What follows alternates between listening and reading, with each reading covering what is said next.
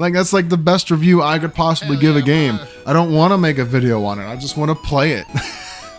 Howdy y'all, I'm definitely on the Hedgehog and welcome to Pleb Review, the satirical gaming review series designed to entertain an audience of all ages, where I play the game, record the footage, and then we review the footage together, and I record myself doing so. Maybe one day I will do this part of the recording process live and we can have a little audience chat going on here, but I told myself I'm not even going to touch live streaming till I hit at least like 10,000 subscribers, because what's the point of streaming if nobody shows up? So if you want to see that, please hit the subscribe button and maybe the like button while you're down there. What we have here is BattleBit Remastered. I don't know what happened to the first BattleBit. The developers refused to respond to my emails. This has got to be the closest thing I have seen in a long time to being a true Battlefield competitor. The last time I felt a game threw punches as strong as this was like PlanetSide 2, and that game it didn't fade into obscurity, but it also didn't explode to the levels that would have been required for it to be the next Battlefield. This game, however, with how inexpensive it is, $15 freaking, and with how much it is growing, over almost 50,000 very positive reviews on Steam, it is exploding and being received very well. Now, I could probably summarize the game somewhat, but I'm curious to see how the developers would describe their game. Let's take a look at their Steam page and see what they say about it.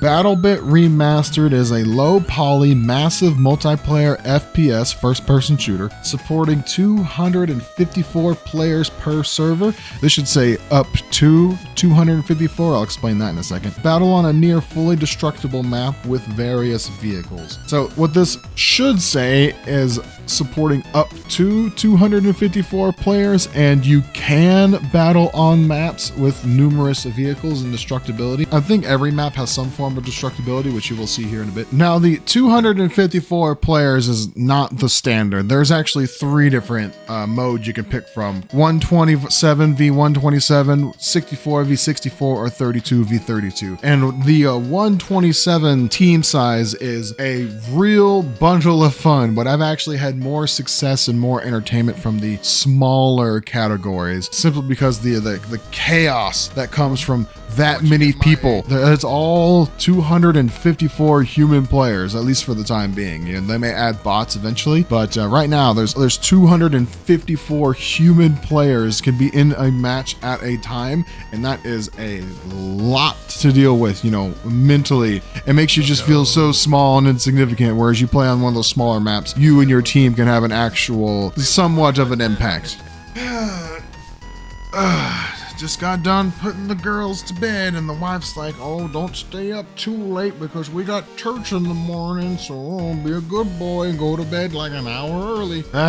Having people in your life that just want the best for you can be so inconvenient sometimes. I have no idea where we left off, so let's just start from the beginning, shall we? One thing that I really love BattleBit for doing is the communication. Every single person has the ability to use their microphone through their players for local communication as well as team communication. So there's a lot of talking to each other, and this also means that at the beginning of every single game, it is quite common for the cluster of teammates that are gathered there in preparation for the game to begin just to absolutely talk all kinds of trash or play music or just do whatever. Now, thankfully, this is mostly just local chat, like, so the players are surrounding you. As soon as the game starts and they spread out, they kind of focus on what they're doing, so the actual trash talking doesn't normally persist, because as soon as someone walks like a few meters away from you, you can no longer hear what they're saying. But the very beginning of rounds can have very hilarious moments, like people just blaring their music or preaching the good name of our Lord and Savior.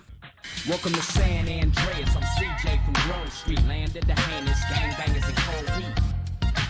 This lobby's popping off already. La-di-da-di, hello everybody. Who here has had a great day celebrating Jesus? I edited this down even further. I have like 11 hours of footage. I edited this down to only 45 minutes of what I'm actually going to be reviewing.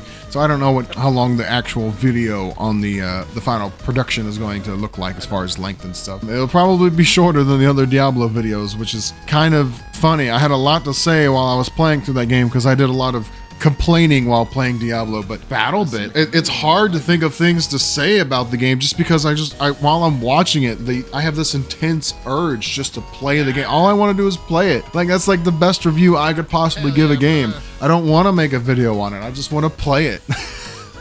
Okay, come on, Hedgehog. Think of some things it does. What does it do? Okay, so for starters, every single teammate can revive anybody at a moment's notice. Now, that may seem a bit madness. You know, some other games have designated healers. Battlefield has the medic class specifically. Something like Call of Duty has like no reviving at all unless it's the Warzone thing, which is just different. But here, you could be a whole team of just snipers or support characters or assaulting characters, and you can all like travel together, and if you get hurt you can all revive each other to a certain extent with the use of bandages and stuff. What this does is it promotes teamwork so that you can actually be in a situation where you're kind of on your own away from your specific squad, but your other team members can still bring you back into the fight even if they're not on your squad, even if they are not medics. And this encourages you to work together even with strangers on the internet that aren't even on your team. They may be on your team, but they're not in your squad, so maybe you don't give a dang about how they're doing. But if they are reviving you after you die, or you're trying to revive them, it encourages cooperativeness that you just don't see in other games. Even games like Battlefield, I haven't seen this much teamwork from strangers since like the Battlefield 3 days, when you just had like whole chains of medics reviving dudes and whole like supply lines of support guys bringing each other ammunition. In the modern Battlefield, it really just feels like it's one big single player game because you constantly feel like you're on your own. Just this one simple mechanic of being able to pick up your teammates. Like, I've seen people go out in the middle of fire, drag my body into cover. That's another thing. The physics in this game engine are accurate enough to where you can actually manipulate dead bodies, both enemy and teammate. So I've had teammate pull me, there's a special button for it, pulled me out of like a firing zone into cover and then revive me, and then we get back into the fight together. And I've even had enemies pull me out of cover to try to lure my teammates to come revive me, like lure me into a trap. I think I actually recorded something like that. Hold on, let me see if I can find it.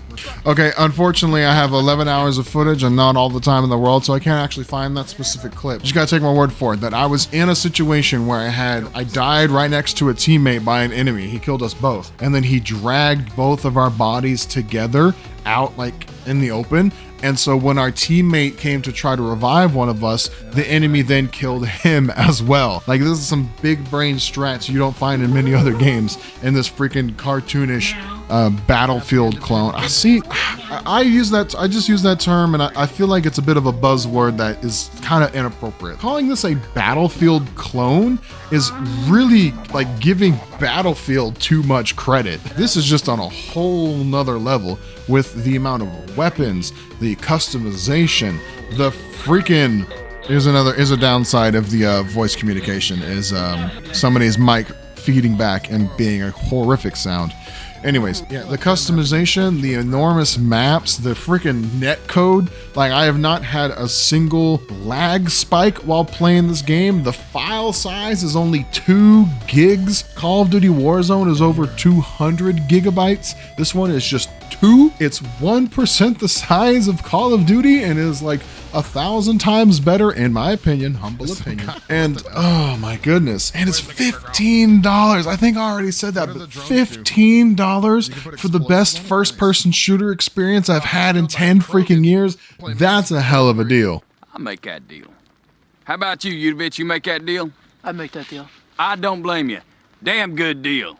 Look at this. What's happening in this footage you're watching? I am dying. I spent 14 hours playing this game. I spent about 3 hours of that just being dead, waiting to be revived by teammates. That is not an exaggeration. And I have no issue with that because, like, I can see what my mistake was. I know what I need to do differently. I'm learning the sight lines, learning what equipment, what weapon works at, like, what distance and what situation. And I'm slowly, very slowly, getting better at the game. And I feel like I have areas areas I can improve on, obviously, and I feel motivated to continue to better myself. It's just something I haven't felt with any game in a while now, not just any shooter. With Call of Duty, give me a few days and I'll be right back to my skill level I've been for years. Like I'm an above average player. I'm pretty damn good at Call of Duty. I'm pretty dang good at Battlefield, but BattleBit, I'm just not that good at it yet, but I feel motivated to better myself because there's so many things about this game that just work in your favor. There's so many features in this game that differentiate it from other games on the market. The communication, the mechanics, the varying game modes, the amount of maps. I don't even know how many maps there are. I just know that there's a bunch. I don't even know how many guns there are. I just know that there's dozens. I mean, just look at the scoreboard. This is a 64v64 lobby, and all of the connection speeds were decent. Like whatever server they're running with in North America is just pristine. I don't know if you're European or Asian on the other side of this camera and you have horrible connection problems, like okay, but from my experience from North America, I've had no issues with connection with teammates. I've had no issues with lag. I've had no issues with netcode in a $15 game, like especially with how rocky Battlefield 2042 had such a bad start, and the community just seemingly never recovered,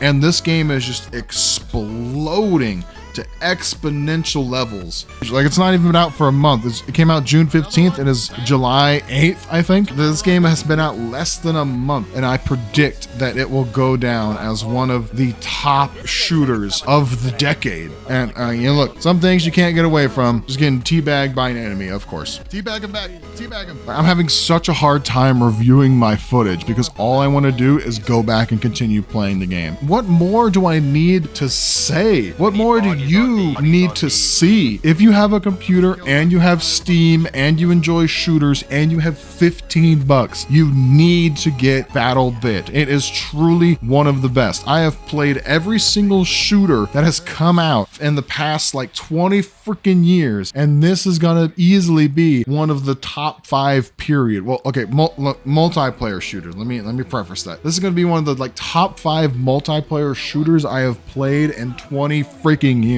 I can't even think the heydays of Battlefield Bad Company 2. Like I think that's like the last time I've had this much fun in a multiplayer shooter game. Here, like look at this. I'm yelling at dudes speaking Spanish because of the local voice communication. They're over here talking trash and I'm over here talking trash to them. Like I'm dead. And I'm still like, you see this chat going off? I'm super dead and I'm just yelling at them in the like horrible Spanish that I have. Like this has nothing to do with completing the objectives or helping my teammates in any capacity. I'm not contributing to the round at all. I'm just yelling at some Spanish dudes on the internet and having a freaking blast. You can't do that in Battlefield.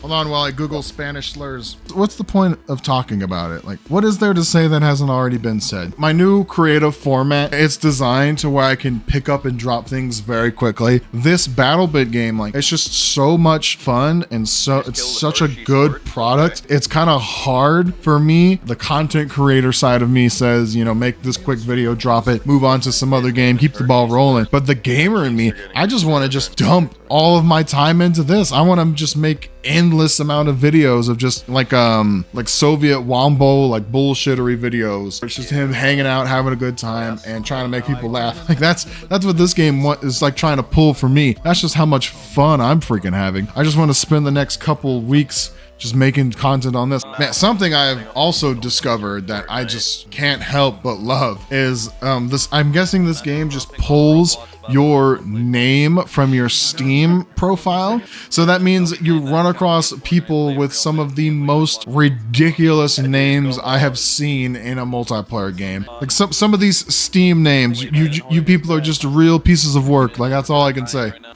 Okay, this game has a spotting feature where you can drop a little chevron at a specific location, like in real 3D time. Many games do this, like Call of Duty, Fortnite. It's becoming a bit of a trend now to put this in your games. This game, it doesn't do it as well as I think you could. Like, you can spot specific locations. I think you can spot vehicles like tanks. If you're actually crosshairs directly over an enemy, your little white marker will turn red. I feel like some more control could be given to the player in this regard. But yeah, I would love to be able to, even if I don't directly look at the enemy, I would love to at least be able to put a red marker there to try to tell my teammates there's a threat, rather than saying, hey, look over here. It sends a much more important message, hey, look over here, or hey, there's an enemy right here. It kind of delivers the point a little bit better, just to elevate the communication even further. Because even now, like these you're not playing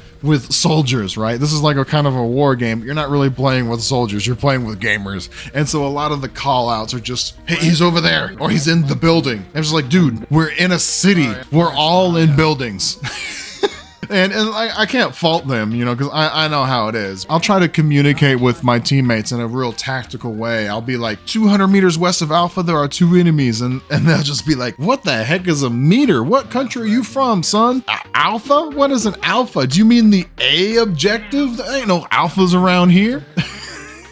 And so I feel like a little more fleshed out ping system could alleviate that somewhat, but I gotta really dig deep to find some kind of problem with this game, right? And I know there will be many people that have problems with this game's look. It's definitely not the most, it's not what I would consider like awe-inspiring. The game's not beautiful, okay? But with the benefit you get from that is the bar for entry as far as hardware is incredibly low. I could easily see this game being ported to just every console imaginable. Like, I would not be surprised if the developers eventually put this on like all the Xboxes or like the Nintendo Switch, maybe even mobile at some point. Like, if they could put Fortnite on mobile, this game would easily be able to put on mobile. I know that there are people out there, one of them's probably watching this video, and if you are, hey Sergio, there are people that really are a stickler for how a game looks, and they will just avoid this game based on its graphics alone. All I can say to those people is, that's very unfortunate, bro. You have no idea what you're missing out on.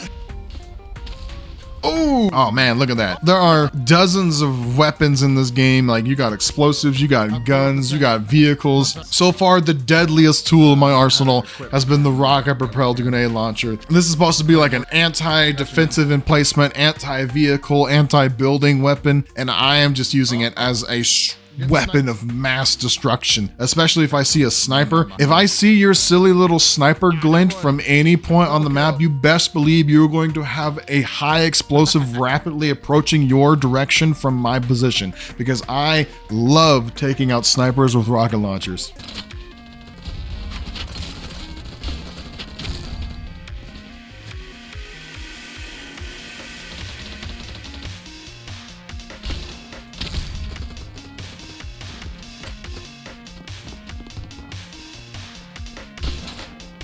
Why bother being a good teammate when you could just be a menace to society instead? Oh, I almost forgot. There's a building mechanic. So this game looks like Roblox or Minecraft Battlefield, and yeah, they kind of lean into that because you can just build almost anywhere. If you're in a position where you don't think there's enough cover, you can just make some for yourself. Oh, one bonus piece of advice. There is character customization, such as your equipment. It took me way too many hours before learning this. This means you can actually put on a freaking helmet, and by default, I don't think all of them, or at least many of them, the default classes don't have a freaking helmet, and it does make a difference. Like, there's an actual armor stat associated with putting on a helmet. Yeah, there's like a durability thing right here. So absolutely, the first thing you need to do when starting up the game is go to your character customization screen and put on a freaking helmet, because this is a war zone and headshot damage is for real in this game. So put on a freaking helmet. Here's one thing I almost forgot to mention that the game developers do a phenomenal job at, and that is like policing their own game. Look at this enormous wave of text that just popped up. Those are all people who just got permanently banned for cheating. They come, I guess they gather them in these packets, and then they just ban them all at once. But I've seen multiple messages pop up of, look, here's another one, of just hundreds or like dozens or hundreds of names of people getting banned for cheating and banned for racism or banned for spamming. They're doing some pretty intense monitoring.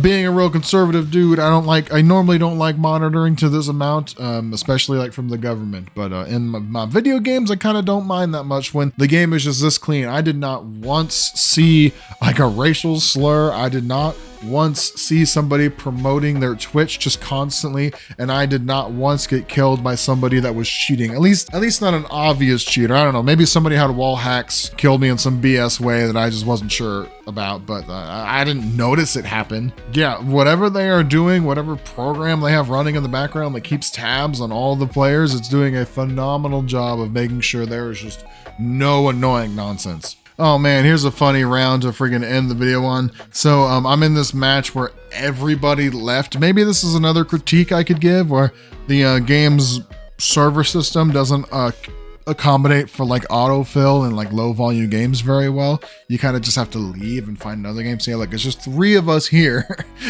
Me, a teammate, and another guy on the enemy team who's AFK. He's away from the keyboard. He's not currently playing. So me and teammate just go to all of these objectives and just plant them like one by one, and just get like a bunch of points. Like if you're curious about the best way to progress in this game, it highly rewards playing the objective. You get a crazy amount of points for planting bombs and capturing things, as opposed to just getting a bunch of kills. Yeah, I'm here with Sue, S-U-U. If I think he actually subscribed, so if you're there, Sue, hi, thanks for hanging out with me. But we spent, I don't even know, 10 minutes, over 10 minutes just in this game practically by ourselves, because it just didn't autofill, which I honestly didn't mind. I got to explore the map a bit. This is a nighttime map, by the way. Every single map has a daytime and a nighttime component to it, so you could theoretically double the amount of map selection based on what other games have done, because I know Call of Duty and Battlefield like to do that nonsense where they just do day and night and call it 2 different freaking maps. But anyways, yeah, we got into the game practically by ourselves for most of it. One poor Russian dude showed up in the very end and we just destroyed him. I had a jolly good time just capturing objectives and getting free points. Maybe there's some way to glitch this on purpose and just like boost your character. That'd be pretty freaking hilarious if that was true. But anyways, yeah, if you've liked what you've seen today, the only thing I'd say is you need to stop watching this video and you need to go get this game immediately, because if you just have a hint, an inkling, intuition that this game may appeal to you in some capacity, trust me, bro, it is much greater than I can portray or any video can portray. You need to go out there right freaking now. Stop watching this video and just go download this game. I'm just gonna roll out this outro as fast as possible. I am definitely not a hedgehog. Thank you so much for watching. Please like, subscribe, all that jazz. And until the next one, this is not goodbye for good, just goodbye for now.